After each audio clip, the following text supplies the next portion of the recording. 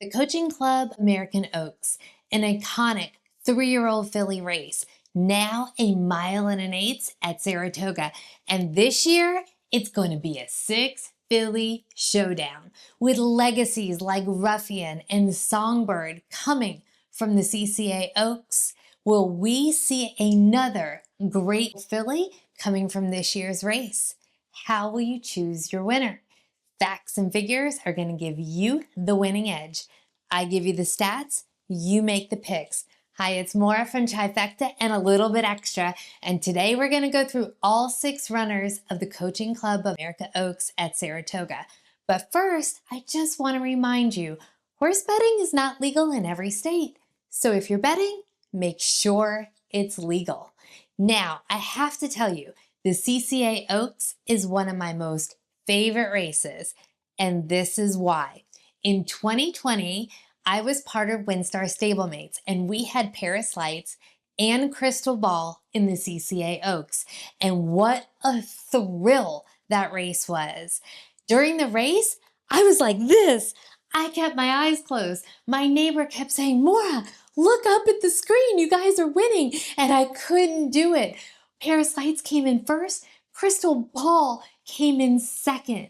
An unbelievable thrill, and today the picture of them going 1 and 2 sits prominently over my office door for everybody to see when they walk in the house, and what a great story that is. And this is a replica of the actual trophy that was given to Paris Lights. Now, speaking of 1 and 2, we had a little bit of fun with the Diana last week, and I said, if you give me your 2-horse exacta box and you get it right, I would shout you out on this video. So I have 3 winners. Congrats, Julie McCrary, number 8, Tote Pocket, and Mike, LX8TP. And Mike, this is your second win. So second shout out and congrats to you. And thank you for everybody participating. It was a ton of fun. So why not rinse and repeat and do it again? At the end of this video, before the race on Saturday, put your 2-horse exacta box in the comments below. And if you get it right, I will shout you out. As many people that get it right, I will shout you out. Oh, and by the way, if your horse scratched, just come on back and give me another 2. As long as it's before the race, A-okay with me. Now, let's get started with the CCA Oaks, and you know where I like to begin, angles. Now, angles are going to be very important in this race. We have a very short field, and a lot of these horses look very similar in terms of speed ratings. So angles can help us find our winners. Now, many of you may not know this, but this race hasn't always been at Saratoga. In fact, it's only been at Saratoga for the last 15 years. Prior to that, it was at the Belmont and longer distances. So for this first angle, we're only going to go back 15 years because it is Saratoga specific, and that is running style. If I look over the last 15 years, 6 of the horses that won this race was the leader at the half pole. And then another 6 was 1.5 lengths to the leader. So being the leader or 1.5 lengths to the leader, 12 of the 15 winners had that very tactical speed. Then next thing we're going to do, we're going to look all the way back 30 years, so including the Belmont, and we see that graded stakes races, being in those races and winning those races matters. 77% of the time, 23 out of the last 30 winners had been in a graded stakes race and won that race. Also, winning your last race coming into this race, extremely important. 21 out of the last 30 winners won their prior race. That's 70%. And if you include place with that, you get up to 90%. So look for winners or came in second in their last race, look for graded stakes winners, and look for that tactical speed. Oh, and the Acorn, significant prep race for this race. The number 1 horse is Immersive. She's trained by Brad Cox and will be ridden by Manny Franco, and together they have a 32% win rate. Oh, and Manny Franco, he's been aboard her for all of her starts. 5 starts, 4 wins, and 1 place, 100% of the time in the exacta. And she tends to find her way to the winner's circle most of the time. 3 of her starts, graded stakes races. And guess what? All wins. She begins her career where? Here at Saratoga. And that typically means she's well thought of. She's in a 6 furlong, $100,000 maiden race and knocks it out of the park, wins by 2, then goes to the G1 Spinaway. Maiden race to a G1 race, she can do it. Where's that race? Also here at Saratoga.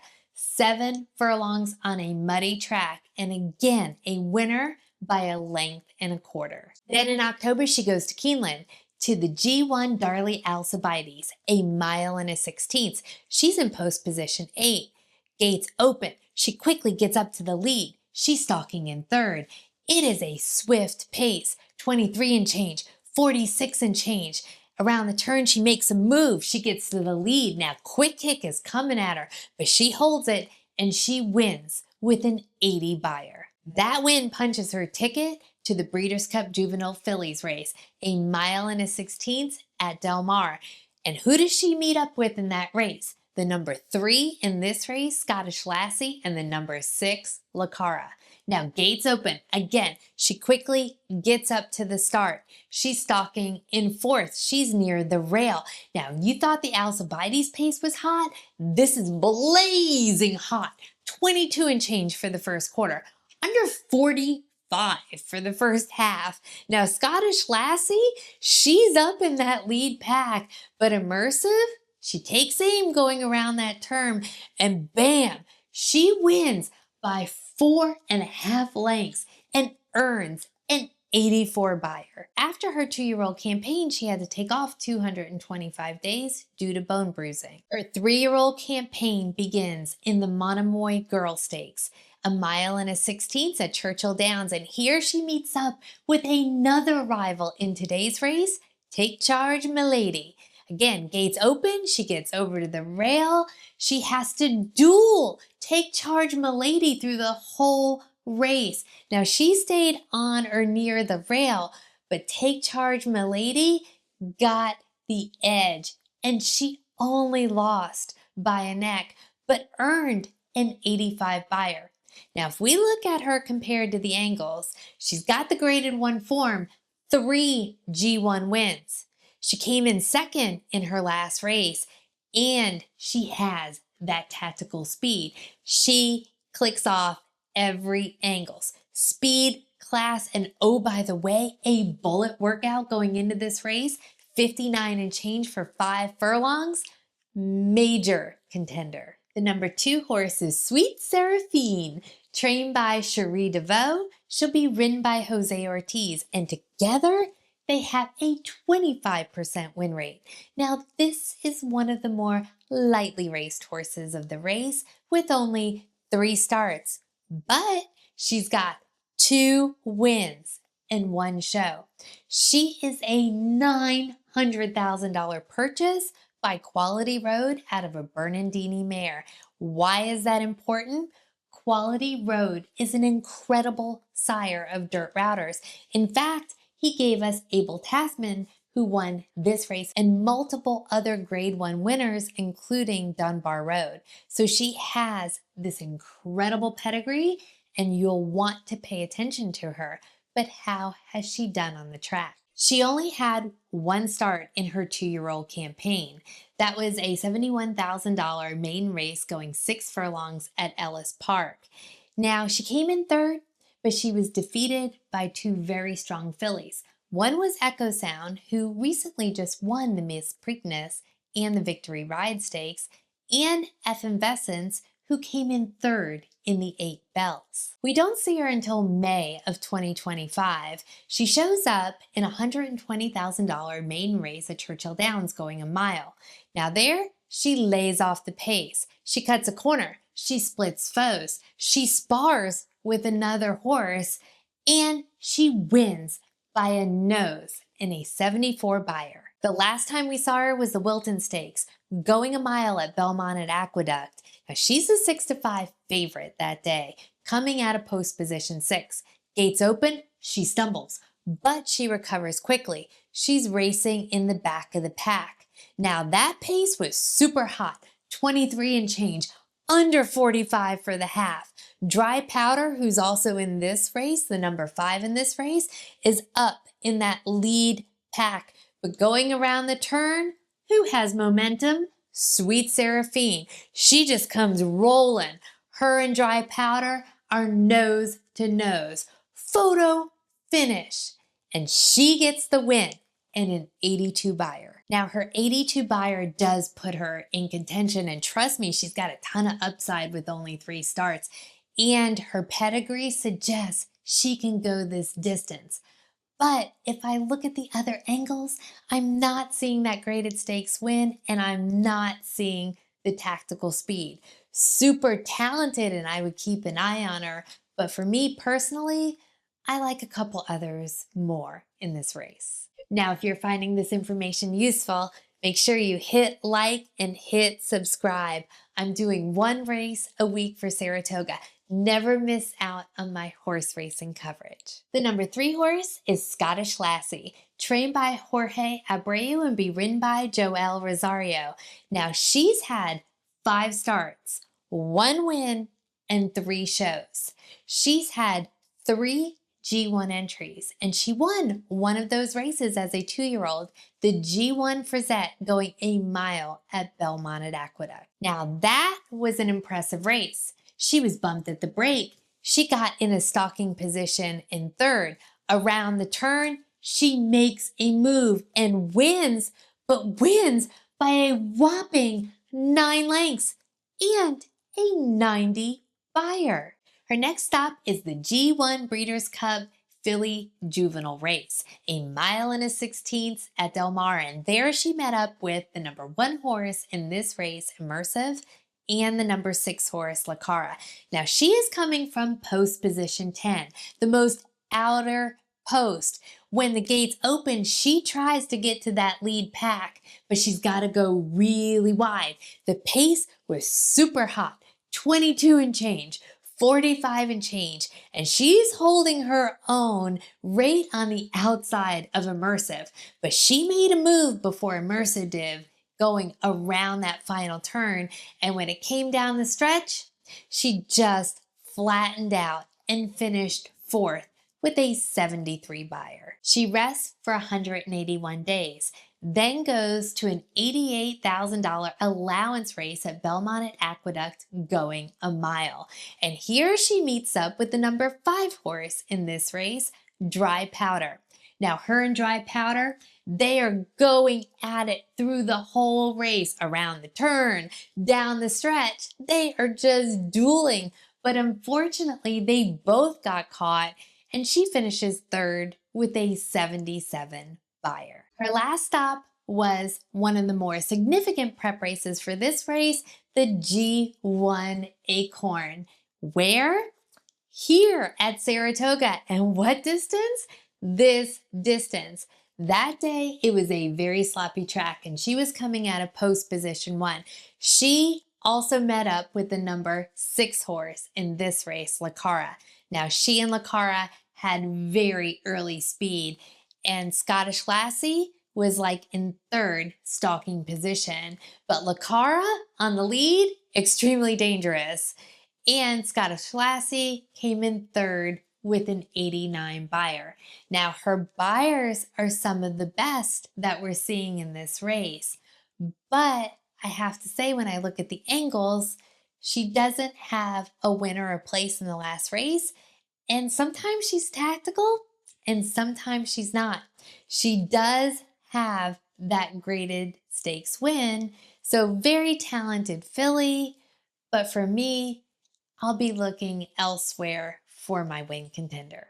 The number 4 horse is Take Charge Milady. She is trained by Kenny McPeek and will be ridden by Kenny Carmouche. 8 starts, 3 wins, and 2 places. Now, 3 of her starts were in graded stakes races. And how did she do?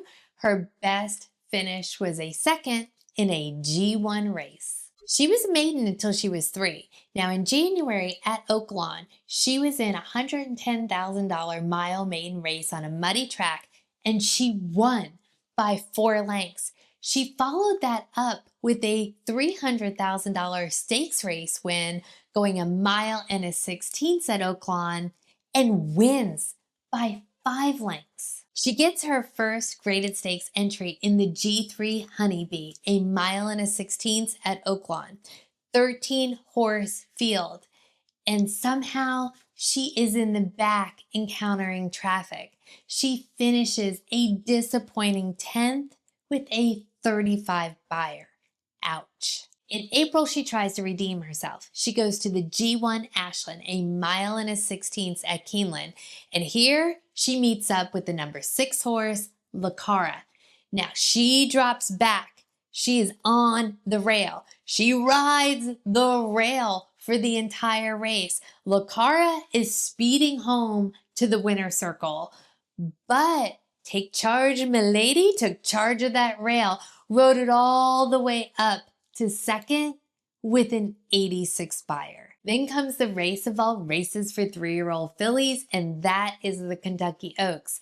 In a field of 13, she finishes 12th.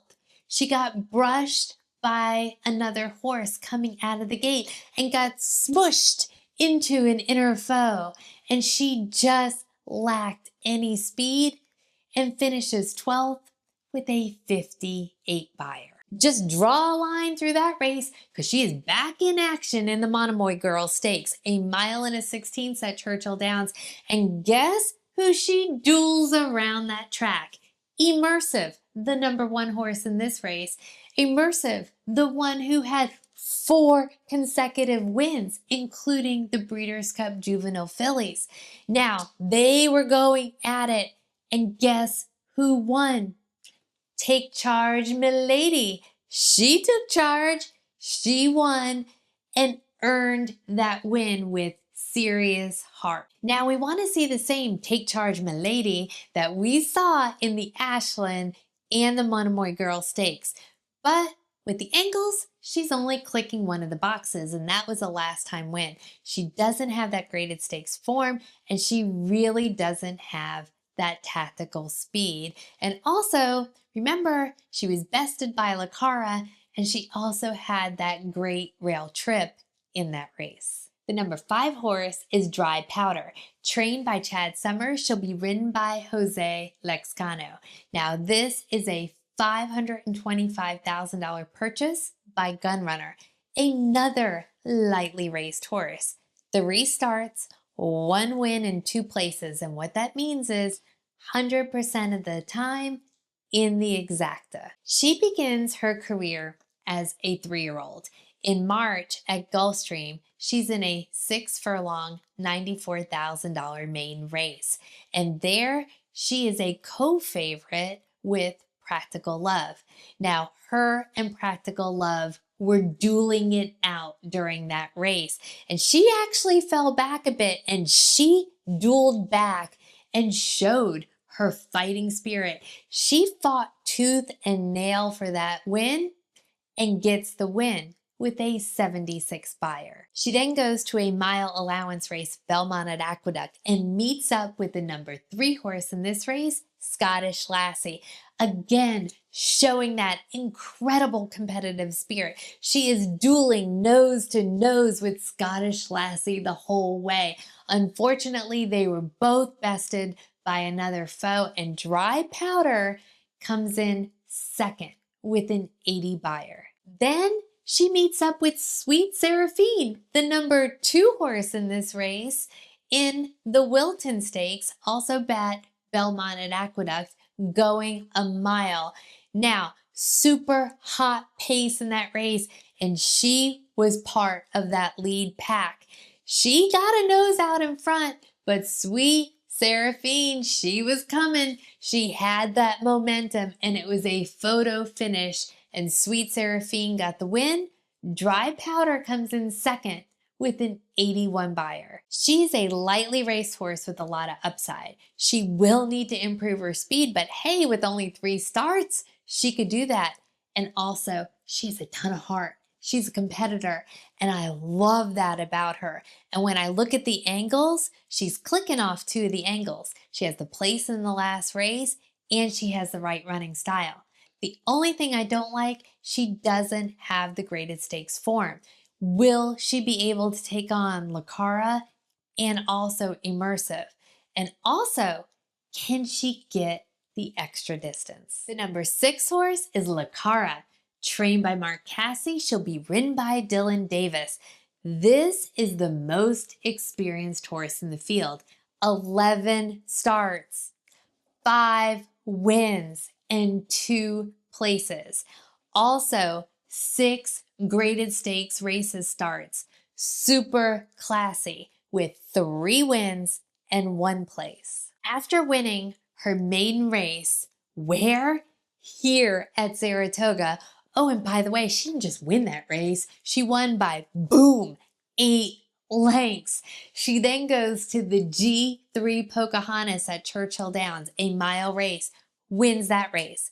Then she finishes up her 2-year-old season in the Breeders Cup Juvenile Fillies race, a mile and a 16th at Del Mar. And in that race, she met up with the number 1 horse in this race, Immersive. Now that wasn't her day. She just failed to threaten, and she came in 5th. As a 3-year-old, we've seen her 5 times, and Dylan Davis has been on her for all 5 starts. She starts off at Tampa, going the Suncoast Stakes, a mile and 40 yards, and boom, gate to wire, winner, 6 lengths, 83 buyer. She then goes to the G2 Devona Dale, a mile race at Gulfstream, hits the gate coming out, but recovers, gets into that really good stalking position. Around the turn, she makes her move, but she has to duel with the Queen's MG, and the Queen's MG bested her that day. She comes in second with a 75 buyer. Then she goes to the G1 Ashland at Keeneland, gate to wire, winner with an 88 buyer. Next up, the race of all races for 3-year-old fillies, the Kentucky Oaks. Unfortunately, strike through that race, not her day. She comes in 9th with a 72 buyer. Then she goes to the G1 Acorn, this track and this distance. And remember, it was a sloppy day that day. She goes gate to wire and wins with a 93 buyer. She may be inconsistent, but she's had some very impressive wins. And that 93 buyer is top in this field, although it was a sloppy track. Now she is hitting all the angles. Graded stakes win in her last race, right running style. Also win here at Saratoga going this distance, and a bullet workout on July 5th. Definitely a top contender in this race. Looking at all the details, I'm sure you have realized that each horse have met up with another one of these horses in at least one race. So if you look at who beat who in what race and what rank order they stack, Immersive and Cara sit on top. But here's the interesting thing. Immersive got the best of Cara on Breeders Cup Juvenile Filly Day, but Cara has had a lot more experience since. And what do we do with Take Charge Milady, who got the best of Immersive last time out? It's going to be a very interesting race on Saturday. Now it's your turn. I want to hear from you. Drop me a comment below, and not just any comment. Tell me who your winner is going to be and tell me who you like to come in second. Give me your 2-horse exacta box, and if you get it right, I will shout you out on the next video. hit like and hit subscribe. I'm doing one major race a week for Saratoga all summer long. Don't miss out on any of my coverage because I'm sure we would all like to sashay away with our money. Until next time, cheers.